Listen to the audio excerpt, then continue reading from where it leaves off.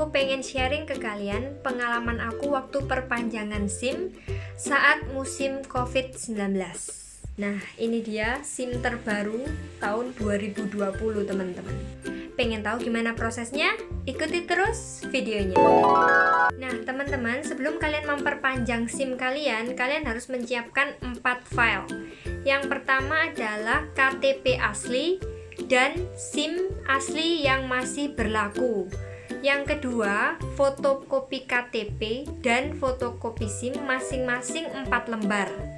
Yang ketiga, surat sehat, dan yang keempat adalah surat psikologi.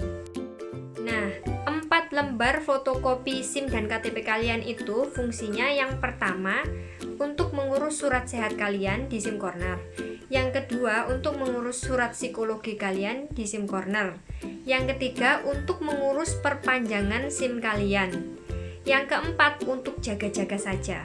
Nah, jadi cerita awalnya sekitar bulan April aku udah baca informasi dari Instagram Polantas Surabaya kalau untuk pembuatan SIM ataupun perpanjangan SIM itu ditutup sementara sampai waktu yang belum ditentukan. Nah, di situ aku nunggu terus informasi berikutnya dari Instagram Polantas Surabaya. Tapi di sana aku nunggu sampai bulan Juni awal itu masih belum ada info terbaru lagi. Jadi tanggal 3 Juni aku akhirnya mencoba untuk pergi ke SIM Corner yang ada di TP untuk cari tahu informasi selanjutnya. Jadi waktu tanggal Juni itu aku ke TP dan di sana ternyata SIM Cornernya tutup. Kemudian akhirnya kita pergi ke BJ Junction, tapi ternyata SIM Corner yang di BJ Junction juga tutup waktu itu. Nah, kemudian akhirnya kita pindah ke Siola. Kita tanya di sana, ternyata pengurusan SIM di Siola juga tutup. Nah, dari sana saya diarahkan ke Kolombo. Nah, kemudian dari sana kita lanjut ke Satpas Kolombo. Sampai di Kolombo, ternyata di sana tutup juga. Nah, di Satpas Kolombo tersebut kita diinfo untuk menunggu informasi lebih lanjut karena saat itu semua pelayanan SIM dimanapun itu masih tutup pada saat itu. Nah, dari situ akhirnya kita menunggu lagi. Nah, beberapa hari kemudian saat saya membaca Instagramnya Polantas Surabaya itu, saya melihat satu post di mana diinfokan bahwa pelayanan SIM sudah mulai buka kembali mulai dari 9 Juni. Nah, setelah mendapatkan informasi tersebut, akhirnya tanggal 10 Juni saya pergi ke SIM Corner yang di TP. Nah, waktu itu saya kurang lebih sampai di TP itu setengah 11. Tapi antriannya tuh panjang banget, udah kayak antriannya sembako gitu.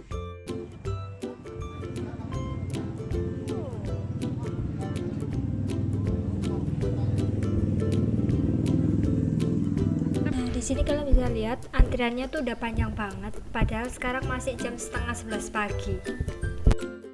Nah, akhirnya kita juga sempat tanya sama polisi yang jaga di luar itu, dan dia bilang kalau kuota untuk SIM pada hari itu udah penuh karena kuotanya kalau nggak salah 100 kalau nggak 200 gitu. Akhirnya dari sana katanya disuruh coba ke BJ Junction. Akhirnya dari sana kita langsung ke BJ Junction. Kita naik ke lantai L1. Nah, ternyata di sana antriannya juga banyak banget dan kuotanya juga udah habis. Nah, di BJ Junction itu aku sempat ngobrol sama beberapa orang yang ternyata mereka juga kehabisan kuota karena datangnya kesiangan. Jadi datang jam 10 itu udah kesiangan. Nah, terus akhirnya mereka cerita karena mereka udah terlambat, ya udah akhirnya mereka ngurusin surat sehat dan surat psikologi untuk syarat perpanjangan SIM tersebut. Akhirnya aku ngikutin mereka, aku naik satu lantai dari L1 itu untuk mendapatkan surat psikologi. Nah, di situ kita ngantri, kemudian sana ada 2 ruangan. Yang pertama untuk ngurus surat sehat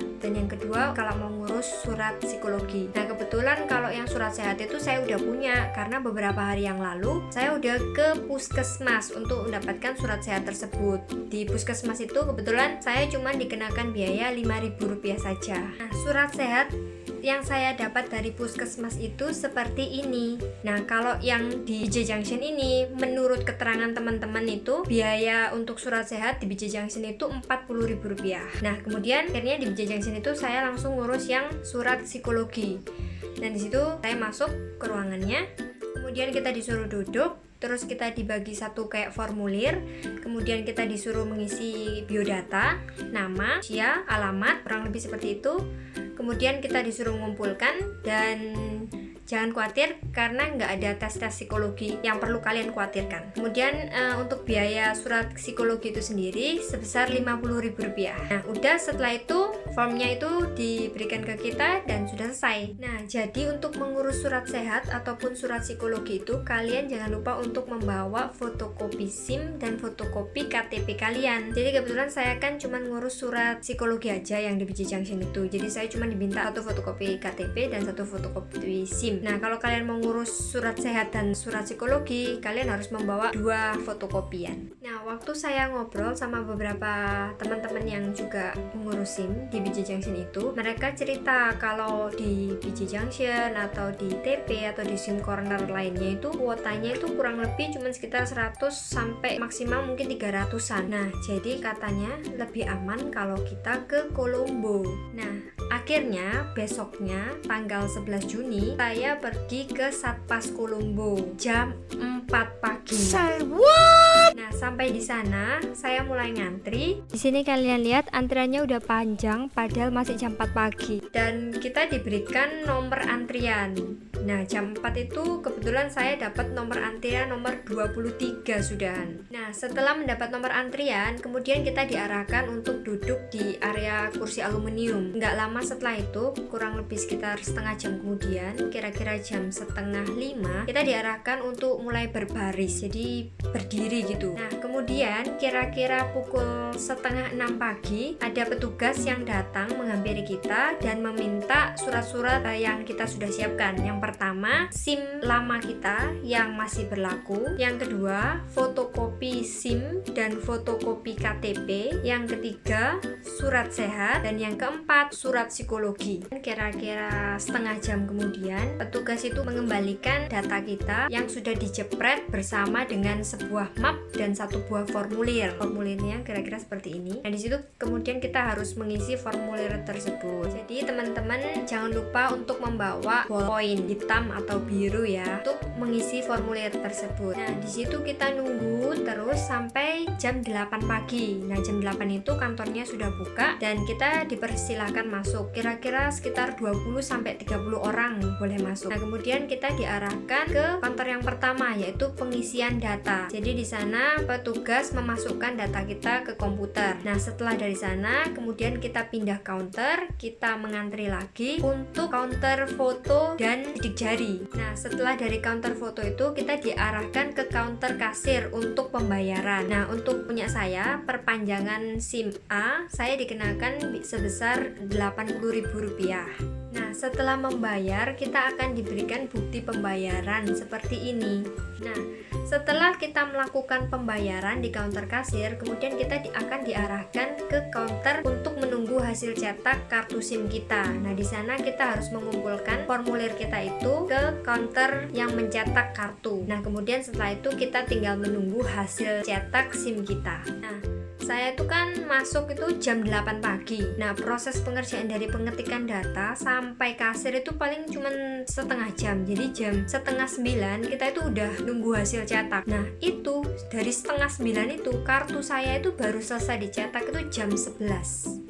Jadi kalau kalian hitung dari pertama kali saya datang ke Satpas Kolombo jam 4 pagi sampai hasil jadi cetak kartu SIM saya selesai itu jam 11 pagi. Nah, kalau kalian hitung itu nggak lama teman-teman, cuman 7 jam saja teman-teman. Jadi untuk perpanjangan SIM yang saya alami total itu Rp135.000. Jadi yang pertama surat sehat di puskesmas Rp5.000. Yang kedua surat psikologi di BJ Junction Rp50.000. Dan yang ketiga untuk perpanjangan SIM A Rp80.000. Jadi totalnya Rp135.000. BJ Junction itu saya dengar-dengar dari teman-teman yang ngantri itu katanya kalau surat sehat dan surat psikologi yang dari SIM corner itu masa berlakunya sampai 1 bulan. Tapi kalau dari luar SIM corner itu masa berlakunya cuma 3-4 hari aja. Tapi kalau menurut pengalaman saya, waktu saya perpanjangan SIM, pihak polisi tidak ada yang menanyakan soal masa berlaku surat sehat ataupun surat psikologi tersebut. Nah, itu menurut pengalaman yang saya alami. Nah, mungkin kalau teman-teman lainnya ada yang mengalami pengalaman lain, mungkin kalau ada polisi yang menanyakan masa berlaku surat sehat dan surat psikologi, mungkin bisa sharing di kolom komentar biar kita saling berbagi informasi buat teman-teman lainnya.